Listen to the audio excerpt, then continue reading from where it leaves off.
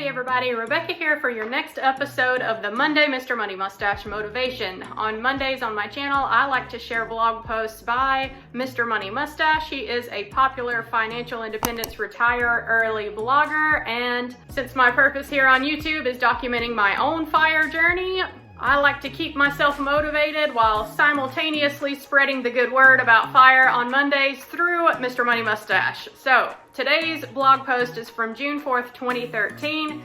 This one is titled, Get Rich with the Cha-Ching Instinct. This one is all about money mindset, so it really resonated with me. Delayed gratification. It's one of the defining advantages of humanity itself, the ability to put off immediate pleasure for the purpose of getting even better results in the future. Compared to lower animals or insects, we've got this ability locked down. Leave a dog in a room with a piece of tasty meat and a chart showing that dogs can earn a 20,000% annual return for any meat left uneaten, and the dog will still choose not to invest. While most of us can out-strategize our pets, we humans still vary widely in our ability to set aside resources for the future. The difference in abilities starts to show itself very early in life. My favorite example of this is a famous old psychological study that looked at young children, offering them one cookie now or several cookies in a few minutes. When left unsupervised, some kids immediately grabbed and ate the initial bait, while others exercised their willpower and emerged from the trial with a bigger bounty in exchange for waiting. The results were noted, but the researchers then kept in touch with these children, following through on their lives as young adults. As it turned out, the pleasure delayers did better in school, graduated to get better jobs, and ended up in higher paying careers as adults with fewer debt problems. I saw similar results with some of my subcontractors back when I ran a small house building company. One worker in particular would take his payment every Friday and immediately convert it to cash at one of those rip-off check cashing places. On the following Monday, he might show up with new accessories on his car and a pair of new sunglasses that were more expensive than mine. He would drive to the fast food restaurants every day for lunch while I ate my peanut butter sandwiches, and long before Friday, he was out of money again. What is it that separates the instant gratification crowd and people like Mr. Money Mustache, who hasn't had less than $1,000 of just-in-case money sitting around since sometime before age 15? Are the spenders the only ones out there having all the fun while I sulk at home worrying about money? A recent article in NBC News offered another peek into the psychological differences between the saver and the spender. In the story, a neurological researcher actually watched the brain activity of various types of people and noticed that those with a better ability to imagine the future in detail were also better at making wise financial decisions like delaying purchases. That sounded just about right to me because I am a compulsive future imaginer. I've already got my next several years worth of projects, trips, and blog posts mentally mapped out, and sometimes they swim around in my head so much that I have to remind myself to practice the Zen habit of living in the moment and breathing calmly. Fortunately, at that point, I get to look around at my present life and marvel at how exceptionally good it is as well. And with all this background, we can finally understand the difference between savers and spenders right as they stand in front of the cash register about to make a purchase. The compulsive spender thinks mostly about what is in his hand. I want it, and I'm about to have it. Yeah. The future-oriented saver thinks more about the eventual results. This is something I have decided to buy. It will reduce my monetary wealth, but I estimate that the added life benefits over time will exceed the loss caused by the missing money. I hope so anyway. More significant is the feeling each person gets when he does not make a purchase. Spender. Hey, I wanted this thing and now I don't get to have it. Wah. Saver. I just avoided a purchase and I am richer because of it. Cha-ching. This has great implications in the often challenging field of not spending all your money. The common wisdom is that you create a budget and allocate a certain amount of money to your savings and the rest to guilt-free spending. During the initial period of spending, you get to say, yay, I'm buying stuff, hooray. Then when you hit the ceiling in each category, you're back to wah.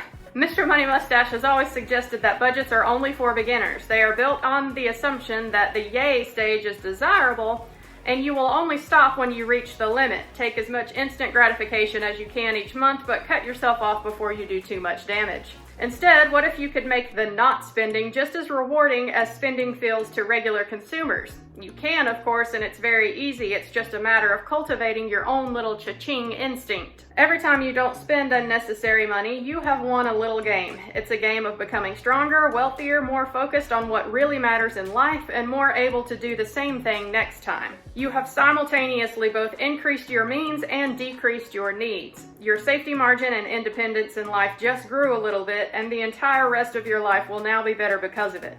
Just from avoiding or delaying a single purchase. What a spectacular reward. Cha-ching. If you currently need more money and yet feel like reducing your spending would be an unpleasant deprivation, this article is for you. You just need to work on your cha-ching instinct to reverse your idea of what is rewarding. Feel each little win, compare it to the lifelong drain of a loss, and up the little wins and watch as they multiply to become enormous. Think in more detail about your future and the peaceful feeling of knowing that money is something you will never have to worry about again, or the giddy feeling of knowing you don't have to ever go to work again, even while you might choose to do so with great enthusiasm. The older I get, the more I realize that the future really does arrive on a regular basis. Gifts set aside by the younger me arrive in my current life and are much appreciated. By imagining your own future more vibrantly, you too might see fit to give some gifts to your future self. You'll be thanking yourself sooner than you expect. Alright guys, you cannot tell me that this article was not chock full of wisdom here.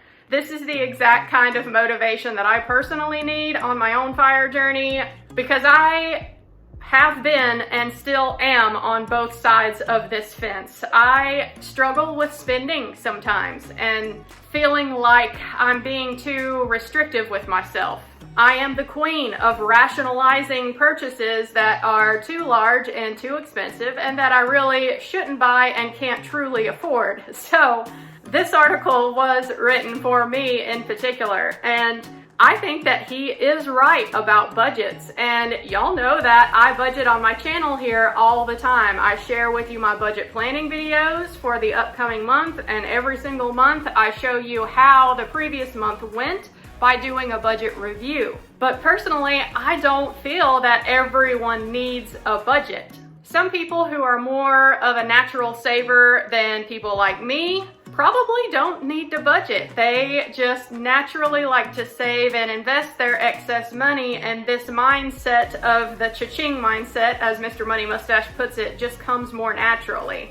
And then there are other people out there who struggle from time to time like me. Now, overall, I do know that my goal is FIRE, and achieving financial independence to retire early is the thing that I want most in life. But even still, it is easy to get sidetracked by the here and now wants. Example, my fitness watch that I have. I logged into my app recently to log in my water intake for the day, and there was an advertisement at the top of the app that said, hey, check out our new fitness watch that we have out. So I looked at it and I really liked it, and I was tempted to buy it, but I didn't. That $200 could be better spent towards my long-term future goals than spending it right now on a new accessory when this one still works fine. The only thing I don't like about this one is the screen on it. When I tap on it, it's really hard to figure out how this one works. You have to scroll through and learn what each of the little icons mean, and anyway, I like the new version they have that actually has a touch screen on it with a watch face, and it's a little bit more user-friendly as far as I think. But bottom line is, this one still works fine and I can use it, and I don't need a new fitness watch. And while he didn't come right out and say it while I was reading this article, I realized that there are some manifestation type things that are mentioned in this article. And whether or not you believe in that kind of woo-woo stuff, I do think that the practice of visualizing the kind of future that you want for yourself in high definition is a really good way to help make it happen. That is also something that I like to do that keeps me from spending too much money in the here and now, because I know that my future goals that I have for myself are a lot bigger than whatever little petty want I want right now. So if y'all enjoyed this one, let me know what you thought of it down in the comment section below. Don't forget to drop me a like while you're down there. I'll see y'all next Monday for the next episode of the Monday Mr. Money Mustache Motivation. Thanks for watching, guys. Bye.